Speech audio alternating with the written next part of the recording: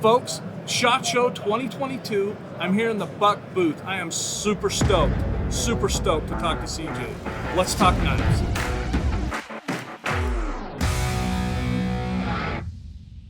All right, folks. Again, SHOT Show 2022. We're here talking with CJ with Buck.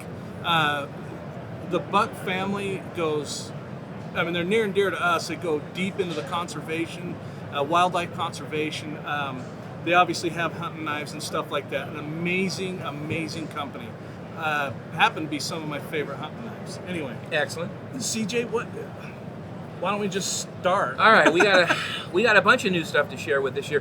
One thing I'll start with, this is the 50th anniversary of the 112 Ranger. That's beautiful is what it is. So this knife was introduced in 1972, and it's got an interesting story behind it. So the 110 folding hunter, which is a little bit longer than this, we introduced in 1964, and that knife got involved in some knife incidents on some of the local Navy ships there in San Diego. So the Navy ships made a rule that the blade had to be shorter than 3 inches because it was a 4-inch blade on the 110.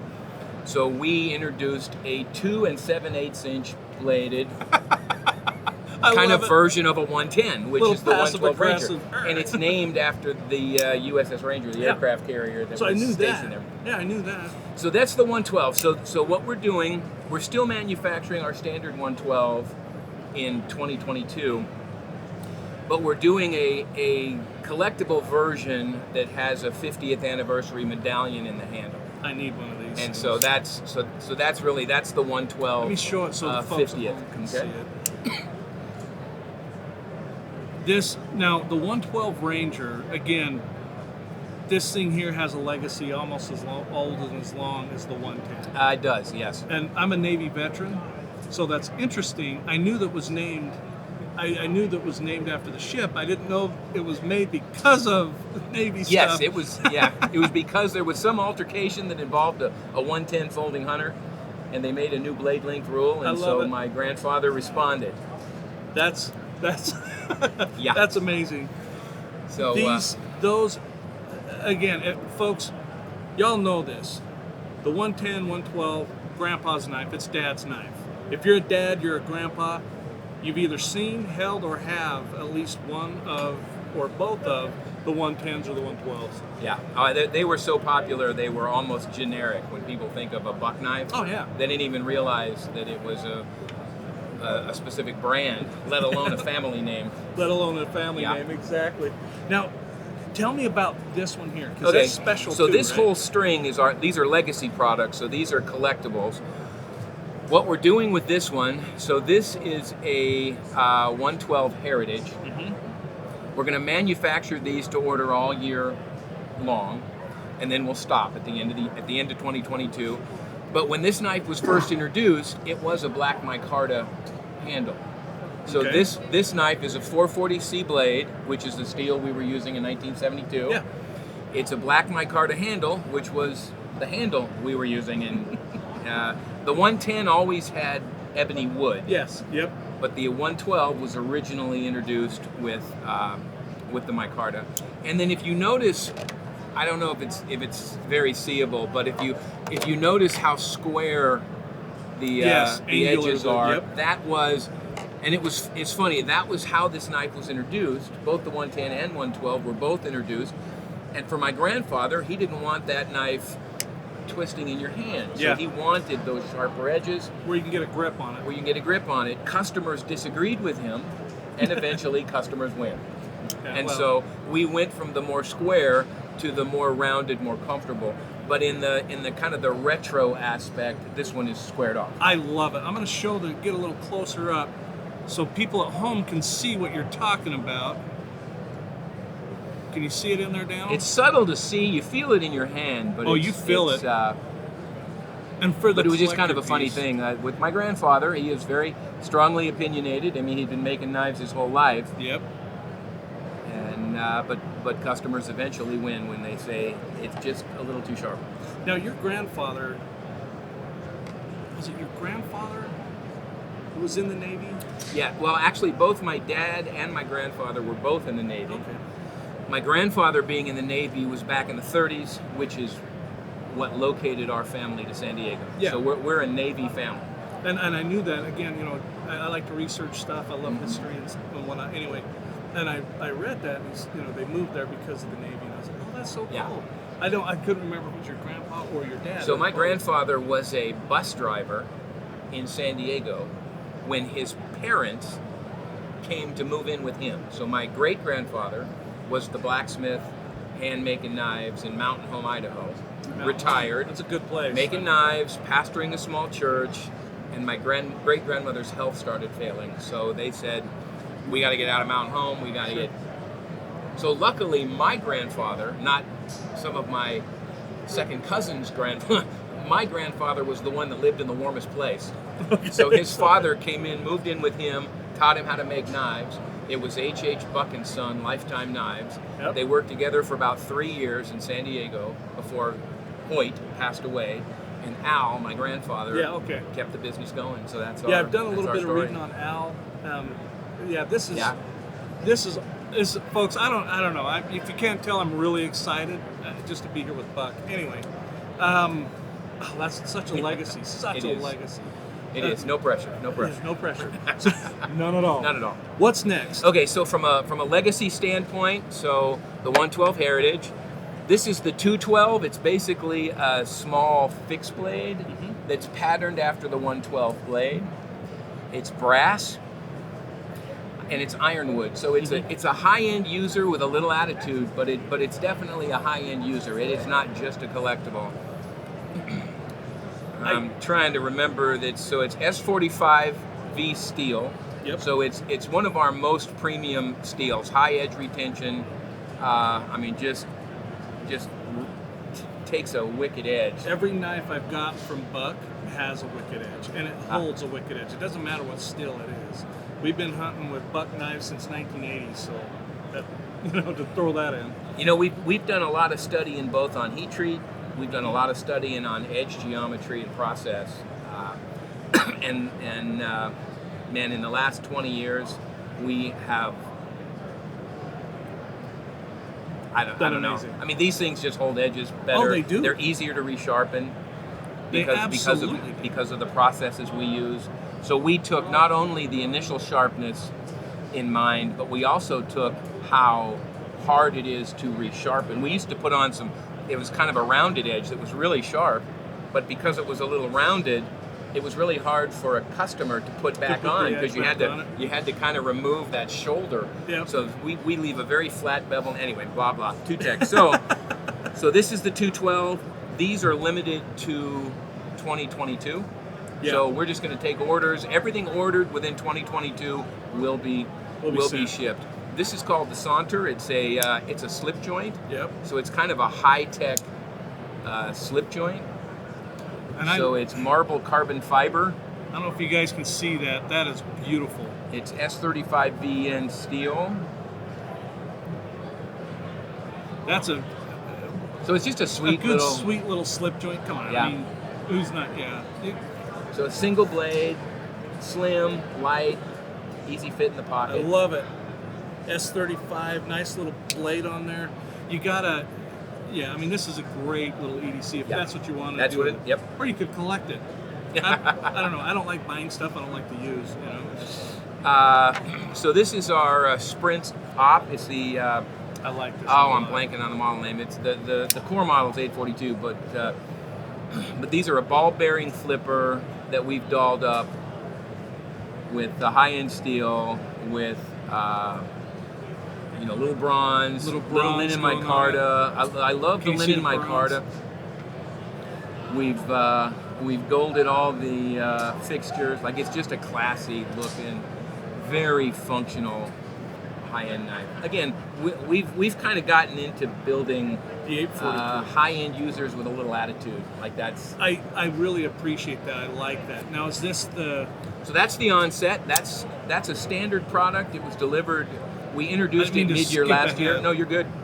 I'm following your lead. I know it's not an heirloom. So it's not a limited. It's Or just limited, it's a new sorry. product that it's another It's a frame lock, so it's another ball bearing flipper that's just nice and smooth. Sorry, I just saw it sitting there and it has the same flipper tab. Yeah. Okay, So sorry. these are sorry. it's I get G10 excited. on one side. It's tumble polished, just the stainless steel on the other. Okay. For the frame lock, and Yeah, we can come back to another that one. another nice clip Sorry. knife. Sorry, you're folks. good. I'm all over the place a little bit. Hey, All we're right. talking knives. Let's And then look the at last this. one is a 501.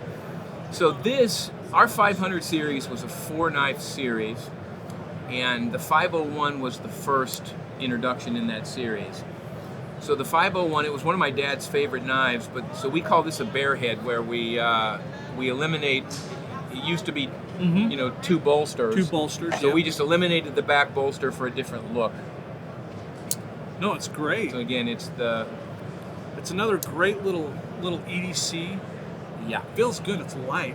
I really like how light that is. This is wonderful. And I think it's another one of the linen micarta. And the beauty of the linen micarta is that it's kind of a fabric. It's like a fiberglass scenario, resin and fabric. Well, when we buff out the fabric, it kind of frays a little bit, and I love it. You feel it in your hand. It just grips you back a little bit. It's one of my favorite materials. Well, when you use it, it'll patina down, it'll color, it'll kind of fit how you use Yeah. it. I could see this turning dark and looking just amazing. It does. I have one at home that I used to carry.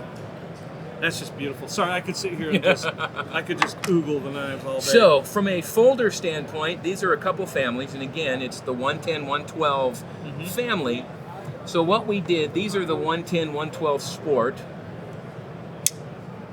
and they're a anodized aluminum On the bolsters. bolsters. So from a weight standpoint, hugely different.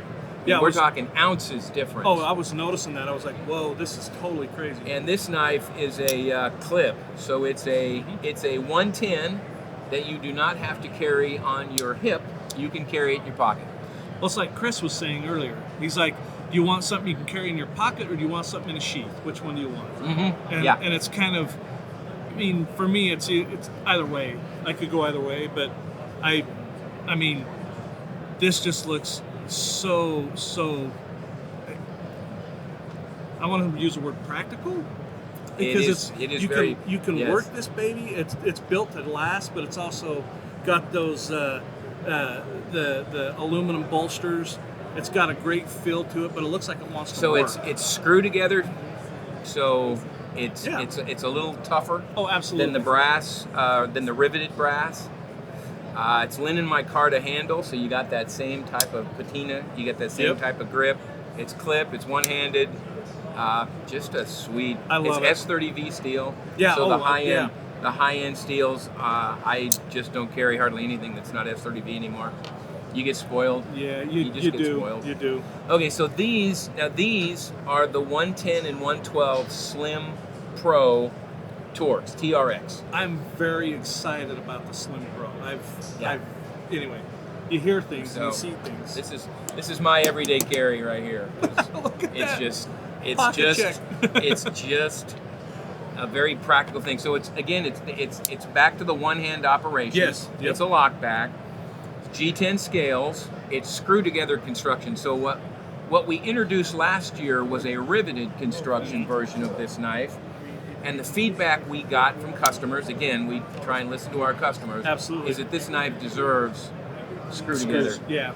And we make these in-house anyway, so we put that together. It's a much more durable, abuse-capable product. The one thing that goes in my mind right here, again, after using my brother and whatnot, and hunting with him with his 110, bought in 1980, so I mean we're talking 42 years ago. What this knife makes me think is heavy use. It's lightweight. I'm gonna try and pick one of these up for him and send it with him to hunt with and see. Yeah, he's probably in the foul now, but the beauty about a lockback is, it's tested over time. I was thinking the other day, the difference between a classic and an antique is classics still work. Classic steelwork, antique is broken. And an probably. antique is just there for looks. And so these are classics. The lockback design, the basic size, the blade geometry.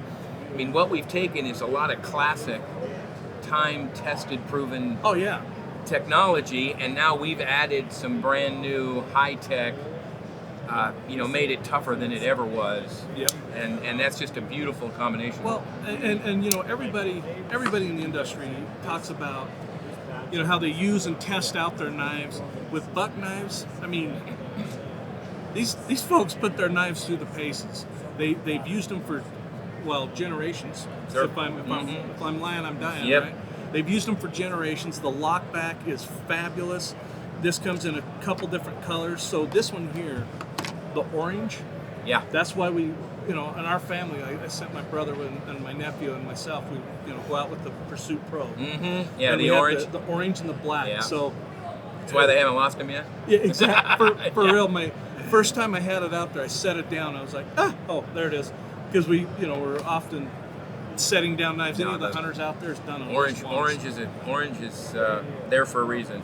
We do lots of green and black ones because people like them and they lose them often, so they have to come Yeah. back and buy new ones. Buy the orange ones. But then they come back and buy the orange ones. And these also come in. So that's the 112. I mean, that's the 110 110 version. Same And it's- exact. It's S30V steel, G10 handles, screw together technology. We updated the clip versus the ones we did. Just changed the geometry of the clip. I like But the it's- deep pocket carry clip. I like that myself. I don't like, you know, 4 inches Mhm. of knife hanging out. But You know, again, another thing I'll mention is if you turn these over, you can see there's little brass screw holes on the opposite side. oh yeah, So if you're a lefty and you want to switch this clip to the other side to just Absolutely. to access properly for you.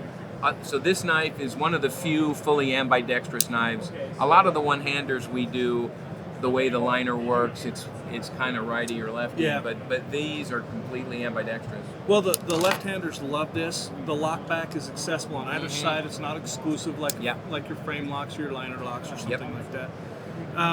These are remarkable. I love these. I love the idea. I love the premium steel on it, and I love how light they are. I'm gonna have to snag one now. I'm gonna have to buy one. I'm gonna have to buy stuff all the time. Dave, if you're watching this, don't hate me for buying knives. Well, she's rolling her eyes probably when this hits. Knives and fishing poles, those are my weaknesses. Well, see, and guns. Fishing, she'll do that 'cause she likes to fish. Mhm. So I think we're good. She there. can understand. You need just the right pole for the right application. Knives. But we also are the need same. knives to go with that. You do. Yeah. So You there's do. your angle, gentlemen. You know, it's been really, really awesome to sit down with you and meet you in particular, and meet somebody from the Buck family.